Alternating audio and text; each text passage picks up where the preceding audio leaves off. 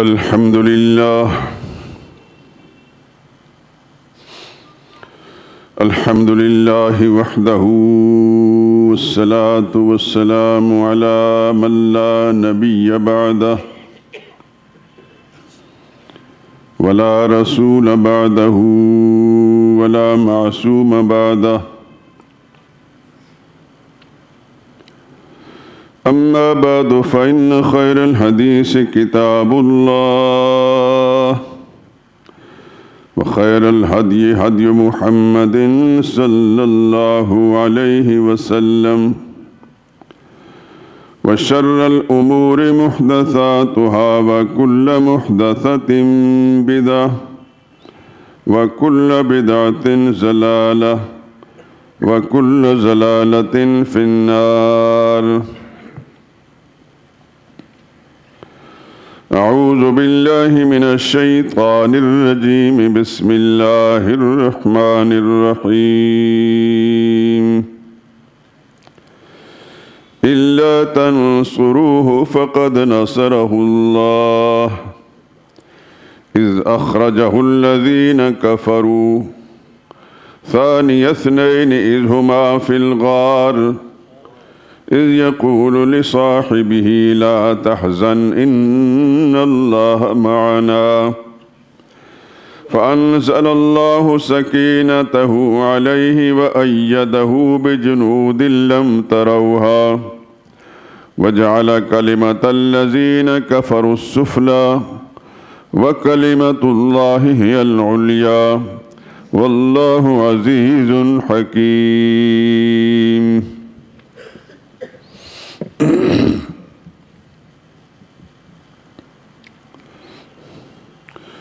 اگر تم میرے پیغمبر کی مدد نہ کرو گے تو اللہ تو ان کی مدد کر ہی چکا ہے۔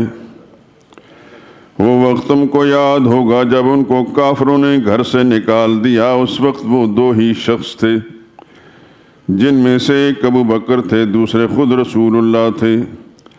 جب وہ دونوں غار ثور میں تھے اس وقت پیغمبر اپنے ساتھی کو تسلی دیتے ہوئے فرما رہے تھے غم نہ کرو اللہ ہمارے ساتھ ہے۔ تو اللہ نے ان پر تسکین نازل فرمائی اور ان کو ایسے لشکروں سے امداد فراہم کی جو تم کو نظر نہیں آتے تھے، اور کافروں کی بات کو اللہ نے پس کر دیا، اور بات تو اللہ ہی کی بلند ہو کر رہتی ہے، اور اللہ زبردست اور حکمت والا ہے۔ سبحان ربک رب العزت عما یصفون وسلام علی المرسلین والحمد للہ رب العالمین۔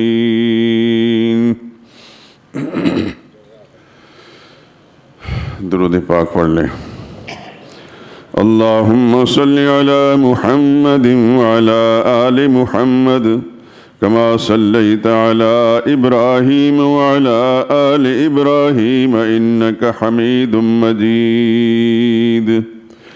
اللہم بارک علی محمد وعلی آل محمد كما باركت على إبراهيم وعلى آل إبراهيم إنك حميد مجيد۔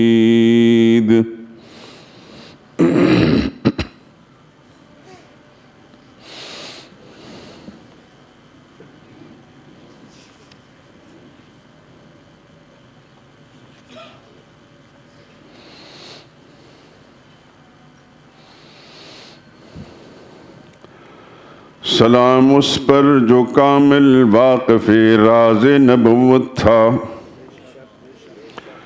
سلام اس پر جو بے شک مظہر نور حقیقت تھا، سلام اس پر گواہی دین حق کی جس نے دی پہلے، سلام اس پر کہ تصدیق نبوت جس نے کی پہلے۔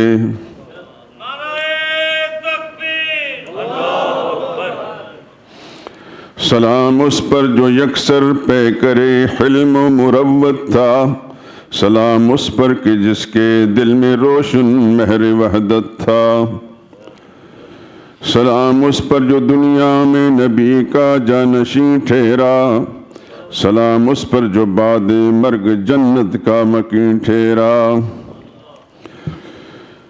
سلام اس پر جو تھا محبوب حق کا عاشق کامل، سلام اس پر لقب صدیق کا جس کو ہوا حاصل، سلام اس پر نبی کے ساتھ جو دن رات رہتا تھا، سلام اس پر جو سچی بات سنتا اور کہتا تھا، سلام اس پر عدو دین کو نیچا جس نے دکھلایا، سلام اس پر جس نے ہر سو پرچم اسلام لہرایا، سلام اس پر نبی کے ساتھ جو آرام فرمائے، سلام اس پر نبی کے ساتھ جو آرام فرمائے، دل و جان سے ہر ایک سچا مسلمان جس کا شیدا ہے۔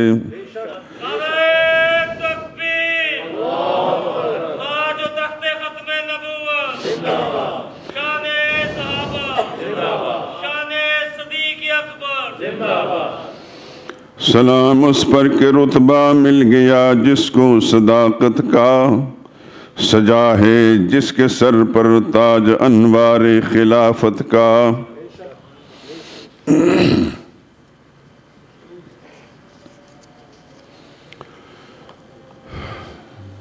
میرے دل میں ہے کہ آج ایک سے زیادہ ایک نظم جو بھی میں پڑھنے والا ہوں مجھے بہت ہی دلچسپ لگی ہے، آپ کی خدمت میں بھی پیش کر دوں۔ اس کا عنوان ہے صدیق اکبر۔ جہاں بھی دیکھا جہاں میں روشن ہے تیری عظمت صدیق اکبر، جہاں بھی دیکھا جہاں میں روشن ہے تیری عظمت صدیق اکبر، نبی نے خود ہی بنایا تجھ کو امام امت صدیق اکبر،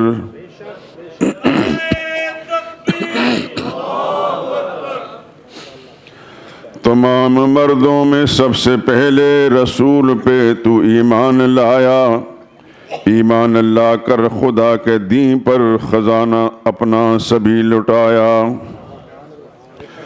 لٹا کے دولت خدا سے تو نے خریدی جنت صدیق اکبر، جہاں بھی دیکھا جہاں میں روشن ہے تیری عظمت صدیق اکبر، وفا کی تو نے نبی سے ہر دم ہتھیلی پر جان اپنی رکھ کر، رسول اقدس جبھی تو ہجرت کے روز پہنچے ہیں تیرے در پر، بلند کر دی جہاں میں تو نے وفا کی عزت صدیق اکبر، جہاں بھی دیکھا جہاں میں روشن ہے تیری عظمت صدیق اکبر، نبی کو ہجرت کی رات تو نے اکیلا چھوڑا نہ غار میں بھی، جدا نہ ہونے دیا خدا نے نبی کو تجھ سے مزار میں بھی،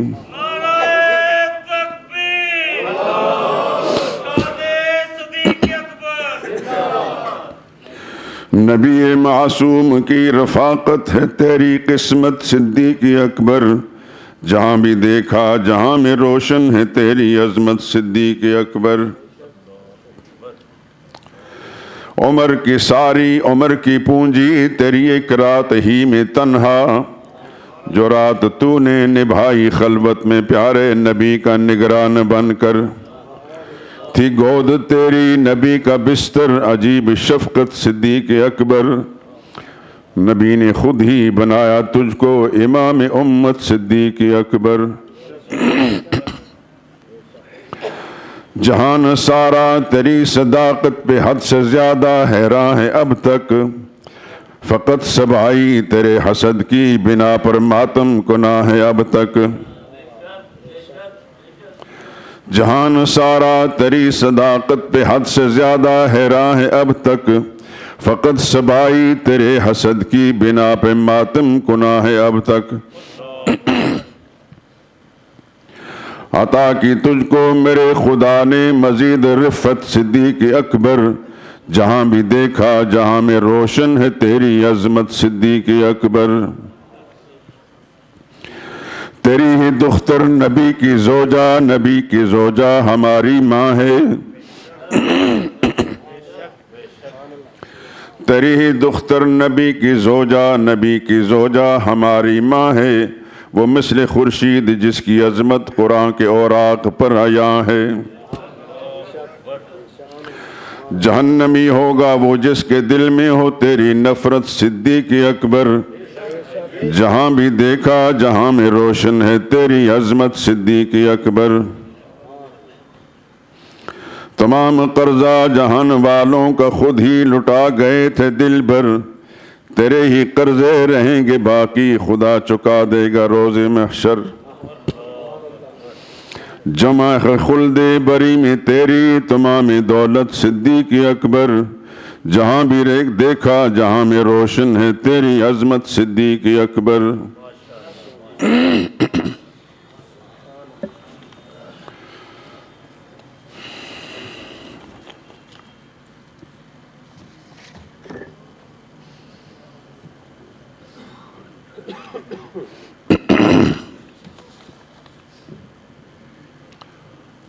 بزرگان محترم، برادران عزیز،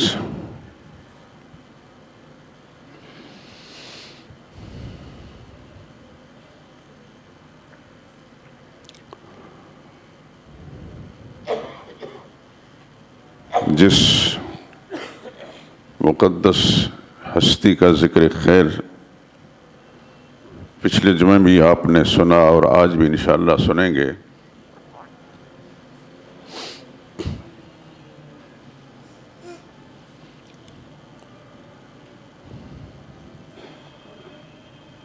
اصل بات آنے سے پہلے ایک اصولی بات آپ حضرات کی خدمت میں عرض کرنا چاہتا ہوں۔ خالق کائنات کا نظام ایسا رہا ہے، جتنے بھی انبیاء اکرام علیہم الصلاۃ اس دنیا میں مبعوث فرمائے تو ہر نبی کے دو کام رہے۔ وہ پہلے نبی کا مصدق تھا، یعنی تصدیق کرنے والا، اور بعد میں آنے والے نبی کا مبشر تھا، یعنی اس کی بشارت دینے والا۔ قرآن حکیم کی ایک صورت میں اس بات کو بیان کیا گیا ہے، وَإِذْ قَالَ عِيسَى ابْنُ مَرْيَمَ يَا بَنِي إِسْرَائِيلَ إِنِّي رَسُولُ اللَّهِ إِلَيْكُمْ مُصَدِّقًا لِمَا بَيْنَ يَدَيَّ مِنَ التَّوْرَاةِ وَمُبَشِّرًا بِرَسُولٍ يَأْتِي مِن بَعْدِي اسْمُهُ أَحْمَدُ۔ حضرت عیسیٰ علیہ السلام نے بنی اسرائیل کو مخاطب کر کے فرمایا، انی رسول اللہ علیکم، میں اللہ کا رسول ہوں تم سب کی طرف، میرا ایک کام یہ ہے مصدقا لما بین یدی من التورات، اپنے سے پہلے نبوت اور ان کی تعلیم اور ان کی کتاب کی تصدیق کرنے والا ہوں، یعنی موسیٰ علیہ السلام پر نازل ہونے والی تورات کی، اور دوسرا کام ہے وہ مبشرا برسول یاتی من بعدی، اور میں بشارت دیتا ہوں ایک رسول کی جو میرے بعد آئے گا، اسمہ احمد، اس کا نام احمد ہوگا صلی اللہ علیہ وسلم۔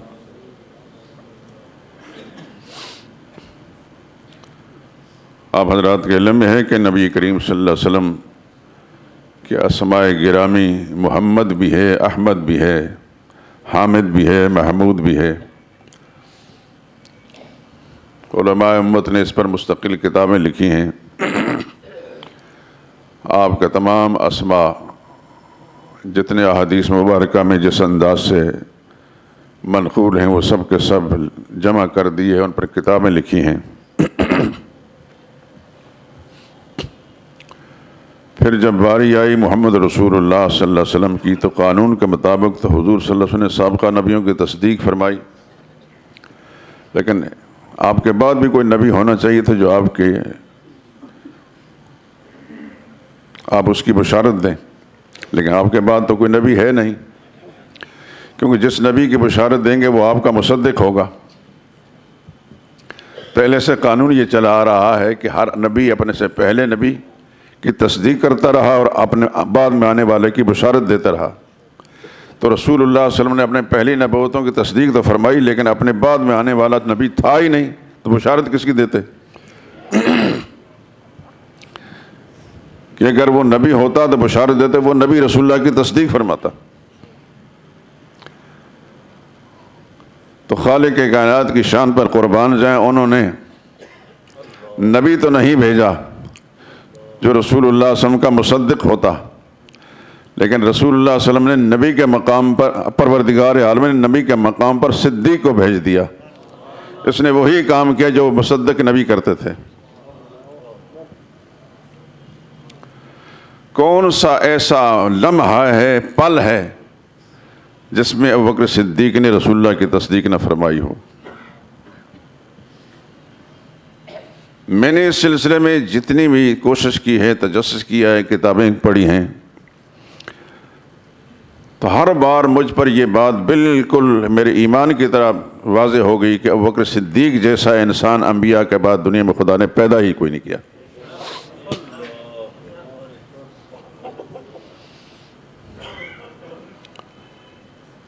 رات کا وقت تھا،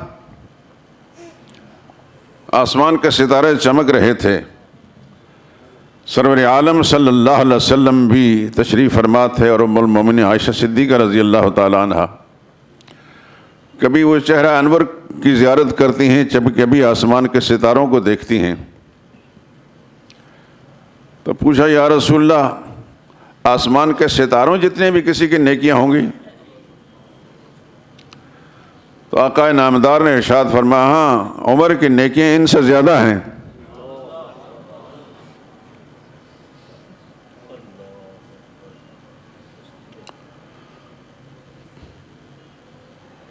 تو خیال آیا کہ میرے ابا کا تذکرہ نہیں کیا۔ عرض کیا، یا رسول اللہ، میرے ابا؟ فرمایا، ان کا کیا پوچھتی ہو؟ عمر کی ساری نیکیاں تیرے ابا کی ایک رات کی نیکی سے کم ہیں۔ اس لیے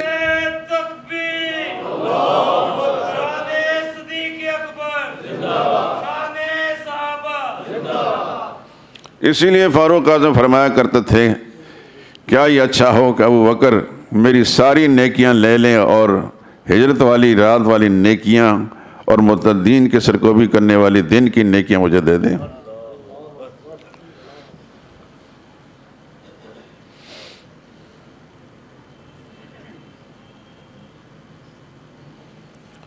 ابوبکر صدیق کی زندگی کا کوئی گوشہ ایسا ہمیں پوری تجسس سے مطالعے کے بعد بھی نظر نہ آیا جس میں رسول اللہ صلی اللہ علیہ وسلم کے کسی اشارے کنائے کا، حضور کی کسی ادا کا انہوں نے انکار کیا ہو۔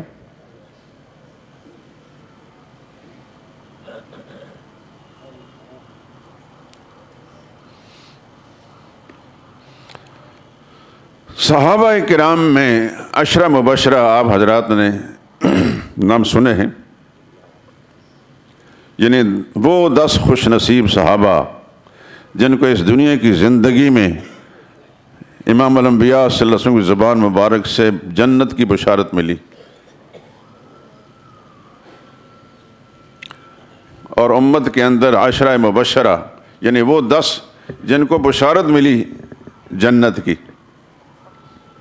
حضور نے فرمایا، تو بھی جنتی ہے، تو بھی جنتی ہے، تو بھی جنتی ہے، تو بھی جنتی ہے، تو بھی جنتی۔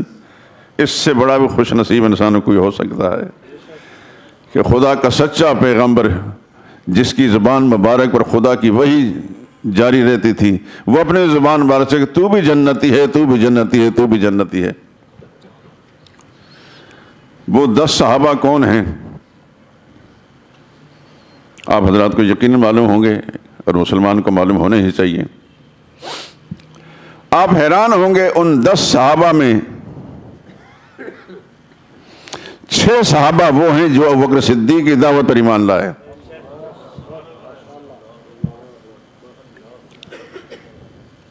ان کا تذکرہ مجھے اس لیے کرنا پڑا، ورنہ تو ہر مسلمان کو عشرہ مبشرہ کا تذکرہ معلوم ہے۔ یہ عجیب انسان گزرے ہیں جن کو ایمان کی دعوت دی اور ان کی کوششوں پر وہ ایمان لائے۔ اور ایسا ایمان لائے کہ پھر خدا کے پیغمبر کو فرمانے کا تو جنتی ہے.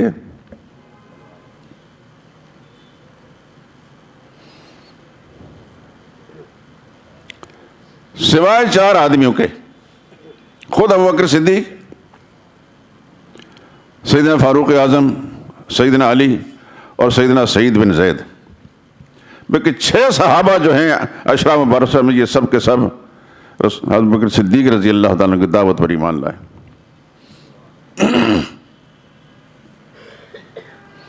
ان میں حضرت عثمان ہیں، حضرت طلحہ ہیں، حضرت زبیر ہیں، حضرت سعد بن ابی وقاص ہیں، حضرت عبد الرحمن بن عوف ہیں، حضرت ابو عبیدہ بن جراح ہیں. یہ 6 صحابہ ابوبکر صدیق کی محنت سے دار اسلام میں آئے اور پھر سب سے آگے بڑھ گئے، نبی کی زبان سے جنت کا پروانہ لے لیا.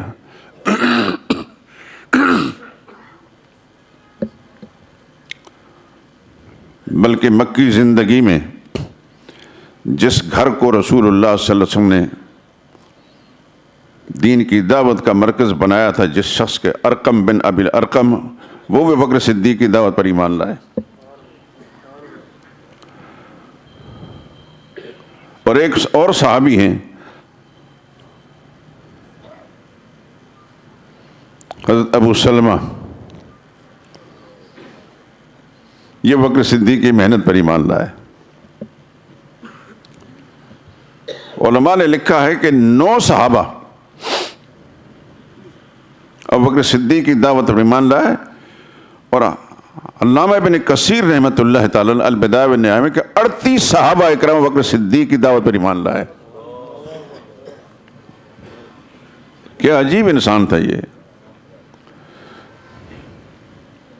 جو ان کا تذکرہ کتابوں کے اندر ہم پڑھتے ہیں، لیکن یاد رکھیں کہ میں عام کتابوں کا قائل نہیں ہوں، میں علمی کتابوں کا قائل ہوں. الحمدللہ وہ ذخیرہ میرے پاس موجود ہے.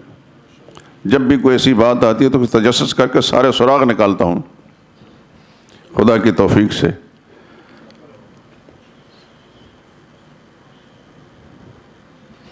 تو 38 صحابہ ابوبکر صدیق کی دعوت پر ان کی کوششوں سے ایمان لائے. یہ بات کوئی معمولی نہیں. علامہ ابن کثیر جو بہت بڑے محدث ہیں، بہت بڑے مفسر ہیں اور بہت بڑے مورخ ہیں، اہل سنت الجماعت میں 3 خوبیوں کے یہ مالک ہیں، بہت بڑے انسان ہیں. تفسیر ابن کثیر تو آپ حضرات کے گھروں میں یقیناً ہوگی ہی. اردو ترجمہ بہت پہلے کسی نے اس کا کیا تھا. ہم نے اپنی شعوری زندگی کی آنکھ جب کھولی تو ہم نے ابن کثیر ترجمے والی دیکھی. گو کہ اب میرے پاس عربی کی تفسیر بھی ہے، اور ان کی تاریخ البدایہ والنہایہ اکثر و بیشتر آپ اس محفل میں گفتگو سنتے رہتے ہیں. اس کی بعض جلدوں کو میں نے پوری طرح کھنگالا ہے، جس میں خاص طور پر صحابہ اکرام کے تذکرے ہوئے، اور میں نے نشان بھی لگائے ہیں. 14 جلدوں کے اندر البدایہ والنہایہ تاریخ ہے ان کی، اور حدیث کی کتاب بہت بڑی ہے. یہ علامہ ابن تیمیہ کا شاگرد، یہ دونوں استاد اور شاگرد آفتاب و مہتاب ہیں. ابن تیمیہ جن کے بارے میں علامہ انور شاہ کشمیری فرمایا کرتا تھا کہ علم کا ایک پہاڑ ہے، اور ابن تیمیہ کے شاگردوں کو جب دیکھتے ہیں تو حیران رہتا ہے کہ کتنے خوش نصیب انسان تھے، کتنے بڑے استاد کے شاگرد، اور کتنا خوش نصیب استاد تھا کہ اس کو ایسے عظیم قسم کے شاگرد ملے. علامہ ابن قیم بھی ان کے شاگرد ہیں، علامہ ابن کثیر بھی ان کے شاگرد ہیں، علامہ ذہبی بھی ان کے شاگرد ہیں. علامہ ذہبی کی کتابیں اور ان کی تحریریں پڑھ کر انسان سوچتا ہے کہ جتنے ان کی زندگی کے دن تھے، ہر دن میں انہوں نے ایک کتاب لکھی ہے. ان کی تاریخ الاسلام والمسلمین 35 جلدوں کی کتاب ہے.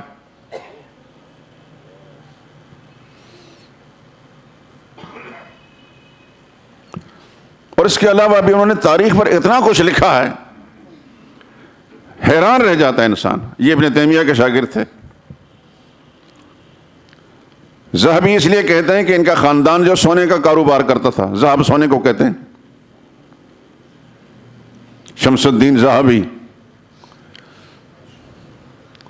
اور یہ جو کچھ لکھتے ہیں تو لوگ علماء اس کو حرف آخر سمجھتے ہیں کہ ذہبی نے لکھا ہے، بالکل ٹھیک لکھا ہے، کہ استاد اتنا بڑا تھا پھر اس کے شاگرد بھی اتنے بڑے بڑے۔ بات ابن کثیر کی ہو رہی تھی کہ بڑے استاد کے بڑے شاگرد۔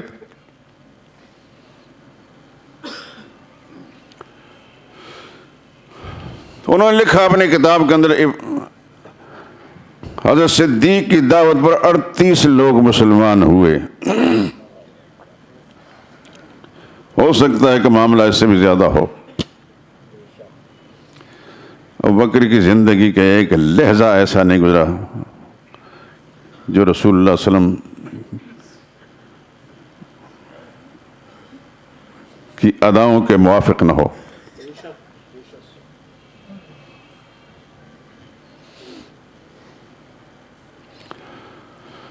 بہت سارے غلاموں کو انہوں نے خرید کر آزاد کیا۔ مشہور صحابی حضرت بلال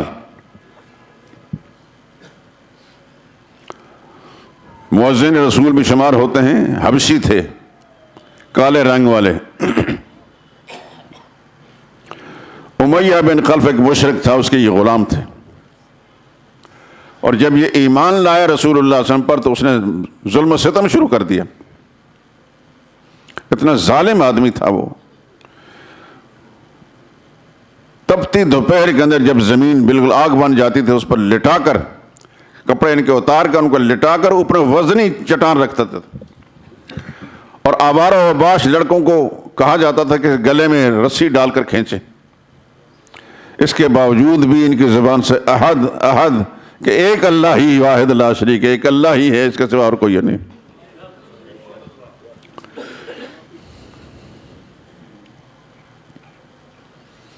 اتنا بڑا انسان بنا پیغمبر کے دامن میں سے وابستہ ہو کر کہ فاروق اعظم جیسے انسان بھی ان کو سیدنا ہمارا آقا کہتا تھا۔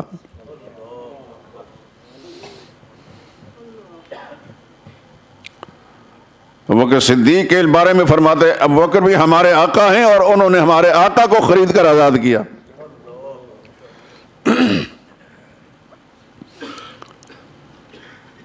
ان کی والدہ، ان کا نام تھا حضرت حمامہ رضی اللہ تعالیٰ عنہ، اس پر بھی ظلم و ستم کیے گئے، ان کو بھی خرید کر آزاد کر دیا۔ ابوبکر صدیق کی دولت ان کاموں میں لگی ہے۔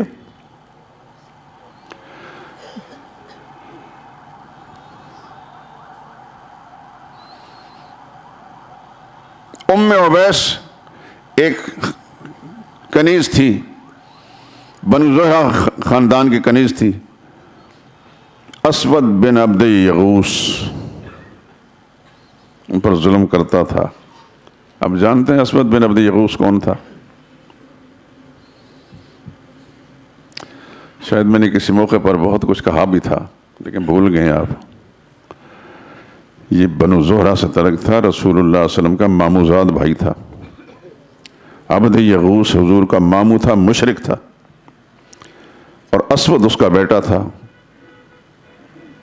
آپ کے علم میں ہے کہ حضور صلی اللہ علیہ وسلم کے مسلمان مامو کتنے تھے؟ پاکستان کے ایک بہت بڑے عالم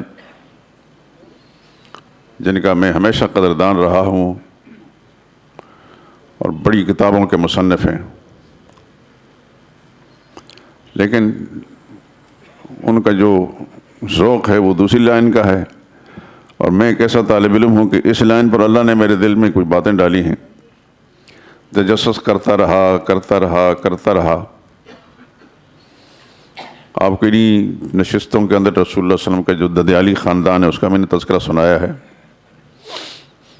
کتنے آپ کے چچا کافر تھے، کتنے چچا مسلمان ہوئے، پھر چچا زادوں کے تذکرے آپ کو سنائے، چچا زاد بہنوں کے تذکرے سنائے، جو کافر تھے ان کا بھی اور جو غیر مسلم تھے ان کا بھی۔ اگر زندگی نے وفا کی، مجھے موقع ملا تو انشاءاللہ اس کو میں الگ لکھوں گا۔ مواد میرے پاس موجود ہے۔ رسول اللہ صلی اللہ علیہ وسلم کے 2 چچا مسلمان ہوئے۔ میں نے اس عالم سے پوچھا کہ رسول اللہ صلی اللہ علیہ وسلم کے جو مسلمان 2 ماموں کی بات کرو، ماموں جو مسلمان تھے ان کا تذکرہ سنا تھا۔ وہ ہنس کر کہنے لگا ایسا مجھے تو کافر ماموں کا بھی پتہ نہیں۔ یہ نہیں کہ ان کی علمی کمزوری، ان کی لائن یہ نہیں تھی، انہوں نے تجسس جس لائن پر کیا۔ تو حضور صلی اللہ علیہ وسلم کے ماموں میں سے عبد یغوث یہ کافر تھے، اور عبد یغوث کے بیٹے اسود بن عبد یغوث وہ بھی کافر تھے۔ اللہ کی شان، عبد یغوث اسود بن عبد یغوث کے بیٹوں کو خدا نے ایمان کی دولت سے مالا مال کر دیا۔ تو حضور صلی اللہ علیہ وسلم کے صرف 2 ماموں مسلمان ہوئے۔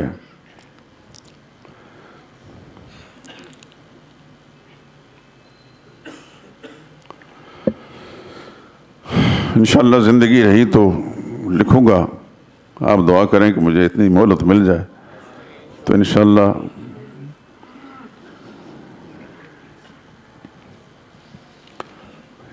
ایک خالہ مسلمان ہوئی، فریعہ نام تھا، فا را یا عین اور ہا۔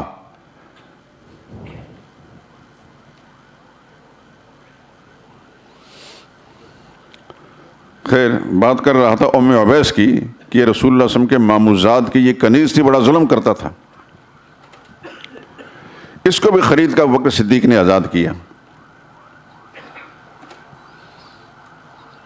عامر بن فہیرہ یہ طفیل بن حارث کے غلام تھے، طرح طرح کے ظلم کرتا تھا، اس کو بھی خرید کر آزاد کیا۔ نہدیہ ایک خاتون تھی، ان کی بیٹی، بنو عبد الدار ایک خاندان ہے، ان کی یہ کنیزیں تھیں، ان کو بھی خرید کر آزاد کیا۔ ابو فقیہہ امیہ بن خلف کے غلام تھے، ان کے پاؤں میں بیڑیاں ڈال کر کھینچا جاتا، دوپہر کے وقت تپتی ریت پر اوندے منہ لٹا کر ان کی پیٹھ پر بڑے بھاری پتھر رکھ دیے جاتے۔ ابوبکر صدیق کی قسمت پر قربان جائیں، خدا کی کھرب اور نعمت نازل ہو، ان کو بھی خرید کر آزاد کر دیا۔ بنو عدی جس سے حضرت فاروق اعظم جس کے خاندان کے فارغ ہیں، ایک کنیز تھی حضرت لبینہ، لوگ نام رکھتے ہیں لبینہ نہیں لبینہ، اصلاح کر لیں۔ زمانہ کفر میں حضرت عمر رضی اللہ تعالیٰ پر بڑا تشدد کرتے تھے جب ایمان نہیں لائے تھے۔ ایک اور کنیز ہے جن کا نام زنیرہ ہے، آج کل بھی لوگوں کے نام ہوتا ہے زنیرہ رکھتے ہیں، یاد رکھیں اس کی اصلاح کر لیں۔ اگر کسی خاندان کے اندر ایسی کسی بچی کا نام ہے رکھا گیا ہے تو اس کی اصلاح کرنے۔ زنیرہ بنو مخزوم جس کے ساتھ ابو جہل کا تعلق تھا، اس کی کنیز تھی۔ ابو جہل نے پر اتنا ظلم کرتا تھا کہ مار مار کے ان کی بینائی ختم کر دی، اور تانے دیتا تھا کہ لات اور عزا نے تمہاری بینائی ختم کی ہے، اور یہ اتنی پختہ ایمان والی تھی، فوراً جواب دیتی ہرگز نہیں، لات عزا کو تو اپنی خبر بھی نہیں ہے، میرا اللہ قادر ہے کہ میری بینائی کو واپس کر دے گا۔ اگلے ہی روز اللہ نے بینائی واپس کر دی۔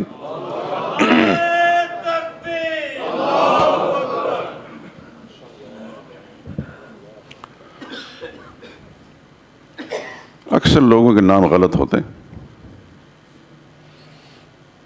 شرحبیل ایک نام ہے، اس کو لوگوں نے بگاڑ کر شرجیل رکھا تھا۔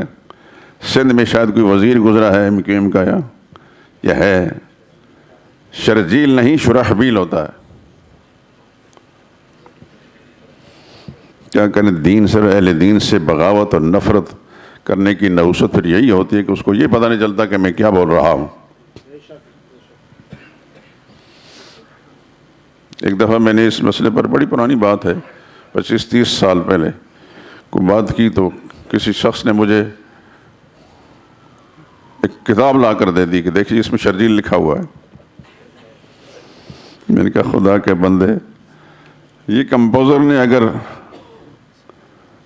با کو ذرا پیچھے کر کے ہا کے نیچے ڈال کر اس کو جی بنا دیا، کم از کم تمہیں تو پتہ ہونا چاہیے کہ میں علمی بات کر رہا ہوں. پھر مجھے اگلا پورا جمع لگانا پڑا، تاریخ کی ساری کتابوں کو لفظ بلفظ پوری طرح سمجھانا پڑا، تب جا کر بات. تو یہ اتفاقاً ان صحابیات، مظلوم صحابیات کا تذکرہ آیا، اور ضمناً میں نے آپ حضرات کے سامنے یہ بات کر دی کہ زنیرہ ہوتا ہے، زنیرہ نہیں ہے. حافظ بن حجر عسقلانی کی کتاب الحمدللہ اصابہ جو صحابہ کے تذکرے پر ہے، ہر وقت میرے مطالعے میں رہتی ہے، میرے ڈیسک پر موجود ہے، ٹیبل پر موجود رہتی ہے. ابھی بھی تھوڑی دیر پہلے کچھ تذکرہ میں تحقیق کر رہا تھا تو ان کو 3 جلدیں جو ہیں میں نے کھنگالی.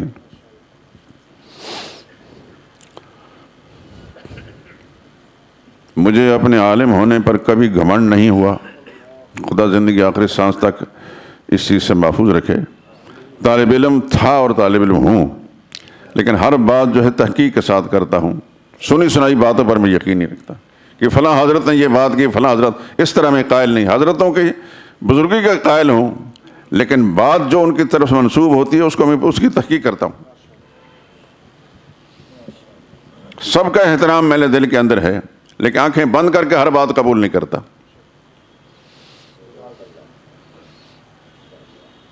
ان لوگوں کے لیے تو خیر یہ آسان ہے کہ جن کو کتابوں سے کوئی تعلق نہیں، مطالعہ نہیں، ان کا وسائل نہیں کتابوں کے، وہ تو کسی کی بات مان لیتے ہیں، ٹھیک ہے، وہ مظلوم نہیں ہے. لیکن میری طرح کا طالب علم جو ہر وقت کتابوں کے اندر رہتا ہے، وہ آنکھیں بند کر کے ہر بات کو قبول کر لے تو یہ اس کا جرم ہوگا.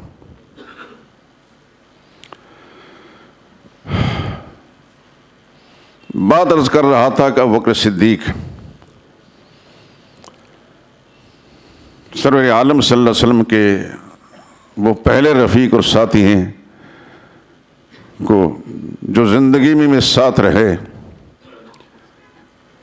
اسلام لانے سے پہلے بھی رفیق رہے، دعویٰ اسلام سے نبوت ملنے سے بھی پہلے حضور صلی اللہ علیہ وسلم کے ساتھی تھے، اور نبوت آ جانے کے بعد بھی ساتھی رہے. اور ایک پل کے لیے بھی انہوں نے دل کے اندر ذرا تجسس خیال بھی نہیں آیا کہ یہ بات مانوں یا نہ مانوں.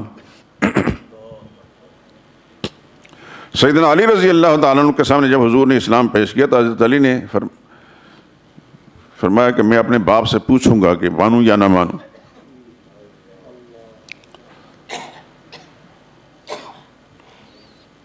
اور بالآخر اللہ نے ہدایت سے نواز دیا. دوسرے روز اس کے بعد علامہ ابن کثیر نے البدایہ میں لکھا ہے کہ 1 سال تک اس بات کو انہوں نے چھپائے رکھا.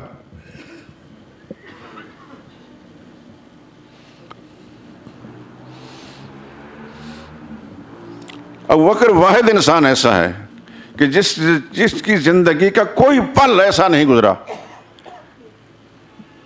دعویٰ نبوت سے پہلے، حضور صلی اللہ علیہ وسلم کے دعویٰ نبوت سے پہلے بھی کہ آپ کی رفاقت ایسی تھی، کبھی کسی بات کا انکار نہیں کیا، اور اسلام آ جانے کے بعد بھی زندگی کی آخری سانس تک کبھی انکار نہیں کیا.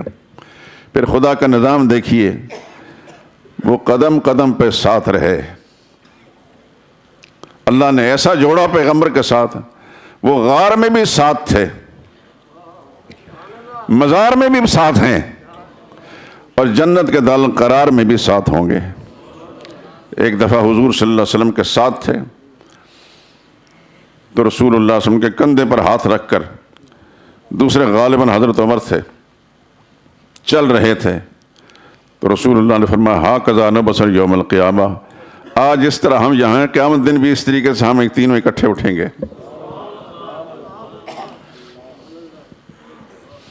لیکن ابوبکر کا کوئی جواب نہیں. اس لیے فاروق اعظم جیسا عظیم انسان کہتا ہے کاش وہ ساری زندگی کی نیکیاں لے لیتے، مجھے ایک دن کی نیکی لے دیتے. ایک دفعہ ان دونوں بزرگوں کا آپس میں کسی مسئلے پر تکرار ہو گیا، انسانی فطرت ہے. فاروق اعظم رضی اللہ تعالیٰ نے کوئی بات کہی، ابوبکر صدیق اللہ نے بنائے صدیق تھا، صدق سچائی ان کی رگ رگ کے اندر خدا نے ڈال دی تھی.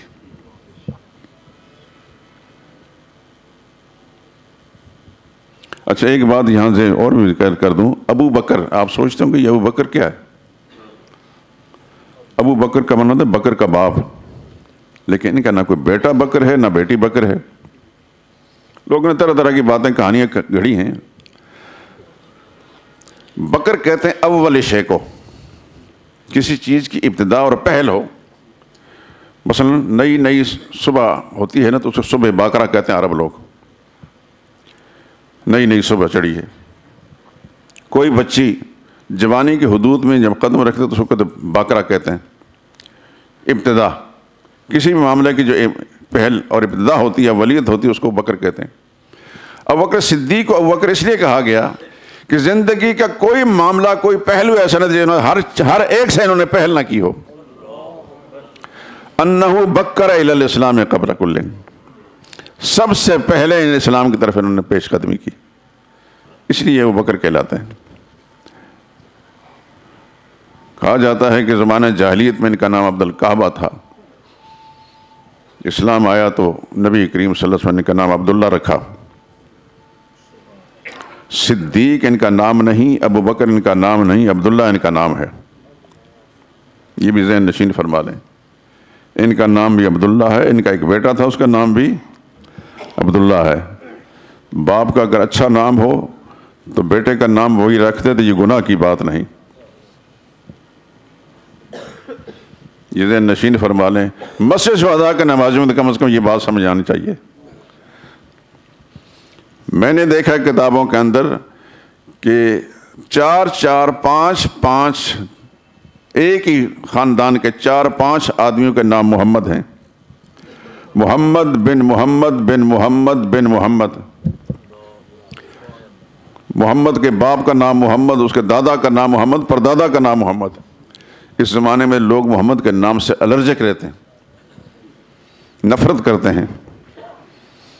ویسے حضور کا نام کہیں آ جائے اپنے انگوٹھے چومیں گے، انگوٹھے اپنے چومیں گے.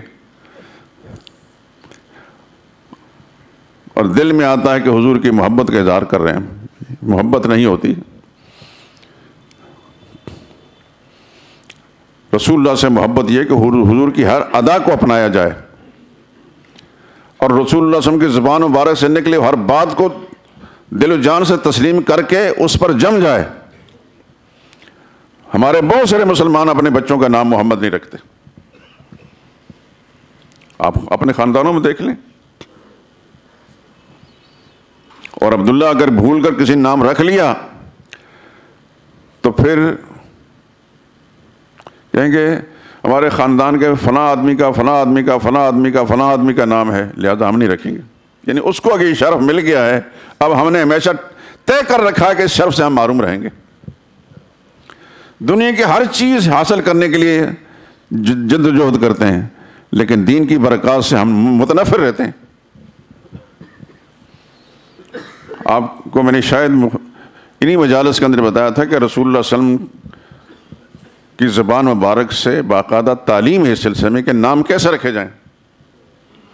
حضور صلی اللہ علیہ وسلم نے عبداللہ نام سب سے پہلا نام قرار دیا، پھر عبد الرحمن، پھر اللہ تعالیٰ کے جتنے صفاتی نام ہیں ان کے ساتھ عبد لگائیں.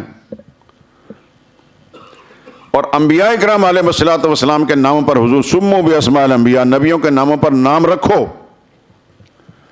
اور میں سب سے بڑے نبی تو سیدنا محمد رسول اللہ صلی اللہ علیہ وسلم ہے. حضور نے فرمایا جس کو اللہ نے 3 بیٹے دیے ان میں سے کسی ایک کا نام محمد نہیں رکھا وہ برکات سے محروم رہتا ہے.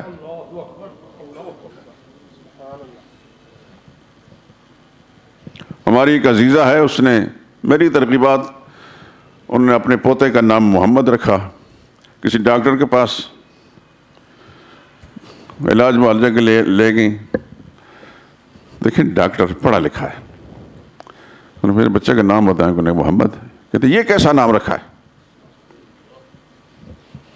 میں تھا نہیں، اس کی طبیعت صاف کرتا میں. اس خاتون نے کہا میں نے تم سے واز لینے نہیں آئی، میں علاج کرانے آئی ہوں. جو کچھ میں نے نام بتا دیا نام لکھیں اور علاج جو دوائی لکھیں اس کی. چپ ہو گیا. نام اگر کہیں نا محمد، کہتے صرف محمد. یعنی یہ نام ناقص ہے. شیطان ہر وقت دماغ کے اندر بیٹھا رہتا ہے. محمد نام رکھا ہے, صرف محمد, جی محمد, صرف محمد, صرف محمد, صرف محمد. ہمارا ایک لڑکا یہ بیٹھا ہوا ہے, حافظ محمد, الحمدللہ العظیم. اس نام کی برکات سے اللہ تعالیٰ نے 2 خوبیاں اس کو دی ہیں. اللہ سے دعا کریں کہ خدا قائم رکھے. ایک تو یہ ہے کہ پکا نمازی, آج تک ہمیں ایک دفعہ بھی ہم نے کہنے نہیں پڑھا کہ نماز نہ کیا کر رہا ہے تو, نماز کیوں نہیں پڑھی. اور دوسرا یہ کہ اللہ تعالیٰ نے دیانت اور امانت کوٹ کوٹ کر اس کی رگ رگ میں رکھ دی ہے. خدا کا شکر ادا کرتا ہوں میں. یہ جب پیدا ہوا تو عورتیں ملی, بچے کیا نام رکھا, انہوں نے کہا محمد. کیا کہا, یہ وہ لب و لہجہ ہے. کیا کہا, کہنے لگا محمد. کیا, یہ ان عورتوں کی گفتگو. انہیں محمد کہنے, صرف محمد, ہاں جی صرف محمد, صرف محمد. اس قدر جہالت لوگوں کے رگ و رگوں میں داخل ہو چکی ہے. محمد ذات بھی کامل ہے, ان کا نام بھی کامل ہے صلی اللہ علیہ وسلم. ان کے نام نامی پر جو نام رکھا جائے گا وہ بڑا مبارک نام ہے, وہ خاندان مبارک ہے, وہ گھر مبارک ہے. مجھے دکھ اس بات پر ہے کہ مسجدوں کے جو امام ہیں دنیا بھر کے قصے اور کہانیاں سناتے ہیں. اللہ کے پاک پیغمبر صلی اللہ علیہ وسلم کی تعلیمات جو معاشرتی زندگی سے متعلق ہے وہ بیان نہیں کریں گے. یا تو انہیں معلوم نہیں ہوتے یا ڈرتے ہیں لوگوں سے.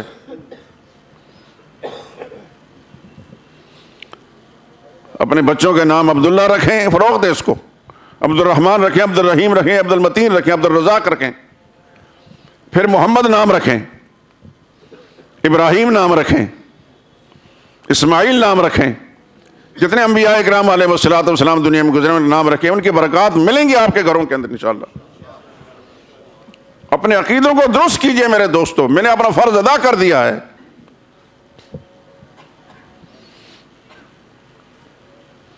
بات ہو رہی تھی ابوبکر صدیق کی. زمانہ کفر میں نام عبد الکعبہ تھا. جب اسلام لائے تو رسول اللہ صلی اللہ علیہ وسلم نے فوراً کا نام عبداللہ رکھا. ابو بکر ان کی کنیت ہے, ان کی وصف کی بنا پر. صدیق ان کا لقب ہے, ان کے وصف کی بنا پر کہ ہر بات کی تصدیق کرتے ہیں. نام عبداللہ تھا.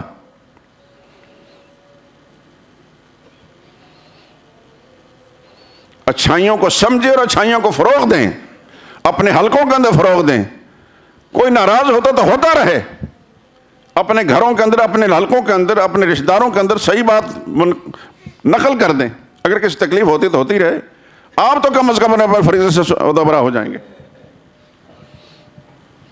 اس زمانے کے اندر اسلام بیزاری کا یہ عالم ہے کہ ڈراموں کے اندر, فلموں کے اندر جو بچوں کے نام ہوں گے, لڑکیوں کے نام ہوں گے, وہ نام رکھے جائیں گے. ایسا نام جو نہ زمین میں نہ آسمان میں, اور کسی کو احساس بھی نہیں ہوتا کہ یہ کیا ہو رہا ہے.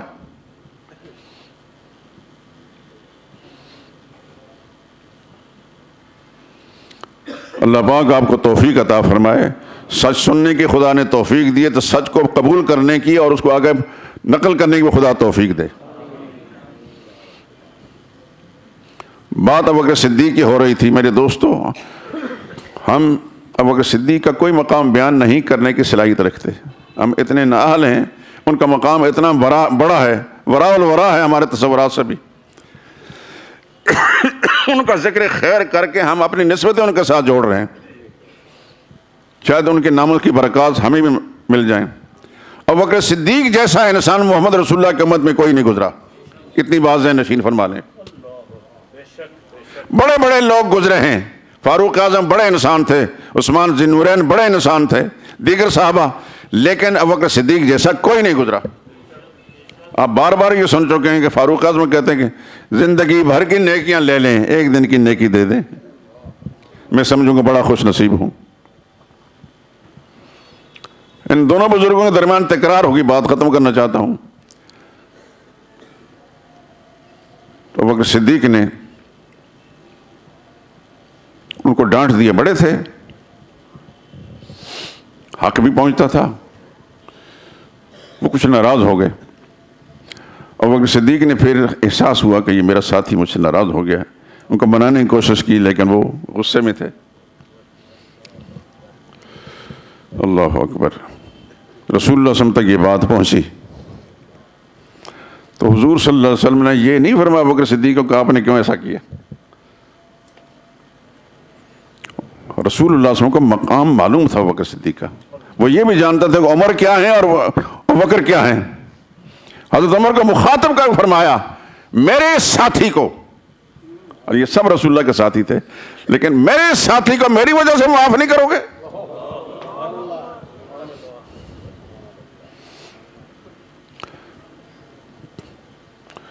خدا سے دعا کریں کہ اللہ صحابہ کی محبت نصیب فرمائے، زندگی کے ہر موڑ پر، ہر گام پر، ہر لحظے، ہر لمحے میں نبی کی سچی محبت اور اتباع، صحابہ کے سچی محبت اور ان کی قدردانی نصیب فرمائے۔ وآخر دعوانا الحمدللہ رب العالمین۔